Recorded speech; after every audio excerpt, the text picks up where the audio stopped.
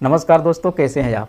तो आइए आज हम करेंगे दूध का दूध और पानी का पानी। ये जो मैं रिपोर्ट लाया हूँ इसको पूरा देखिएगा। शायद मैं इस रिपोर्ट देखने के अंत तक आपकी उस त्रिनेत्र को खोलने में सक्षम हो जाऊं जो कि आप इस रैली के पीछे छुपे हुए बबल्स को देख पाएँ या फिर इस रैली के पीछे साजिश को देख पाएँ। ये रैली कितना टिकाऊ है आपको इससे पता चल जाएगा। तो हम बात शुरुआत करते हैं पिछले सप्ताह से, यानी पिछले थर्सडे और फ्राइडे से, जब से मार्केट बंद हुआ था। अगर हम पिछले फ्राइडे की बात करें तो अमेरिकी बाज़ार में बड़ी तेज़ी के साथ देखने को मिला था और फिर तेज़ी के पीछे कारण बताया जा रहा था कि यूएस का जो डेट सेलिंग है उसका कहीं न कहीं समाधान निकलता हुआ दिखलाई दे रहा है और इसी वजह से यूएस मार्केट रिएक्ट कर रहा है और इतनी बड़ी तेज़ी दिख रही है। लेकिन हकीकत इसके पीछे कुछ इतर ही है। मैं आपको सच्चाई बताता हूँ। इसके पीछे खेल है आईटी स्टॉक का। अगर हम आईटी स्टॉक की जब बातें करेंगे तो बड़े बड़े आईटी स्टॉक का नाम आएगा। अब आइए आपसे कुछ दिलचस्प चीज़ें शेयर करता हूं।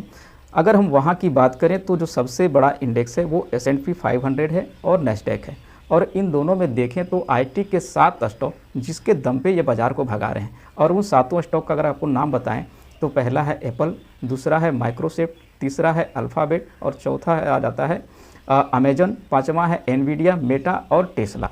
तो ये सब जो चारों 7 स्टॉक का मैं नाम ले रहा हूँ, इसी की वजह से मार्केट में आपको तेज़ी देख रहे हैं। अगर हम बात करें तो इन 7 कंपनियों के दम पर 70% की रैली चली है, जबकि बाकी जो 493 स्टॉक हैं S&P अगर बात कर लें 500 में, तो इन 7 स्टॉक को छोड़ के जो बाकी 493 स्टॉक है उसमें मात्र 0.1% की तेज़ी दिख रही है। लेकिन अगर इन 7 स्टॉक की बात कर लें तो ये आसमान को छू रहे हैं। देखिए, मेरा जो कहने का मतलब है वो साफ है। मैं कभी भी घुमा फिरा के बातें नहीं करता हूं कि सिर्फ इन 7 स्टॉक की वजह से अमेरिकी बाज़ार में आपको तेज़ी दिख रही है। बाकी की अगर देखें पूरे मार्केट में तो तेज़ी कहीं भी नहीं है। उल्टे अगर डाउ जोन्स की बात कर लें तो डाउ जोन्स आपको प्रेशर में दिख रहा है। तो यहाँ से बाज़ार में एक सवाल होता है कि क्या इन 7 स्टॉक की वजह से ही मार्केट चलेगा या फिर ये 7 स्टॉक में आई तेज़ी एक बबल्स की तरह है। और ये बबल्स, जब बबल्स का जहाँ भी नाम आता है तो बबल्स भाई कब फट जाए इसका कोई ठिकाना नहीं होता। अब इन आईटी शेयरों के जो मैं बात कर रहा हूँ कि भाई इन 7 आईटी शेयरों में तेज़ी की वजह क्या है, तो इसके पीछे एआई है, यानी आर्टिफिशियल इंटेलिजेंस वजह बताई जा रही है। और माइक्रोसॉफ्ट ने तो चैट जीटीपी का मालिक भी बन गया है। लास्ट फ्राइडे की बात करें तो मार्केट में एक बहुत ही दिलचस्प घटना घटी है। जो S&P 500 का टेक शेयर है उसमें करीब करीब 4.5% की तेज़ी हुई। अगर पिछले गुरुवार की बात कर लें तो S&P 500 में जो टोटल टेक्नोलॉजी शेयर है उसमें एवरेज 4.5% की तेज़ी आई। और ये जो 4.5% की तेज़ी है ये कई सालों के बाद आई। उस टाइम आया था जब ये .com बबल्स आया था यूएस में, इसलिए इस परसेंटेज चेंज को देख के लोग उससे कोरिलेट करने लगे हैं, क्या ये भी एक बबल की तरह तो नहीं, इतनी बड़ी तेज़ी।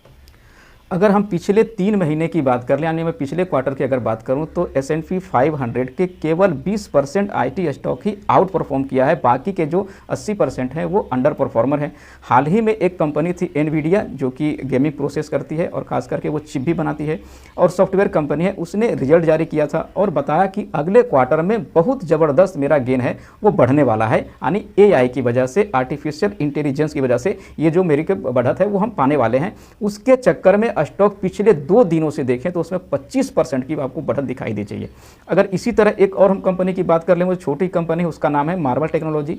उसने भी कहा कि AI की वजह से अगले क्वार्टर में मेरा जो रेवेन्यू है वो डबल हो जाएगा और उसमें भी ठीक उसी तरीके से 32% की तेज़ी देख ली जा रही है पिछले 2 से 3 दिनों में।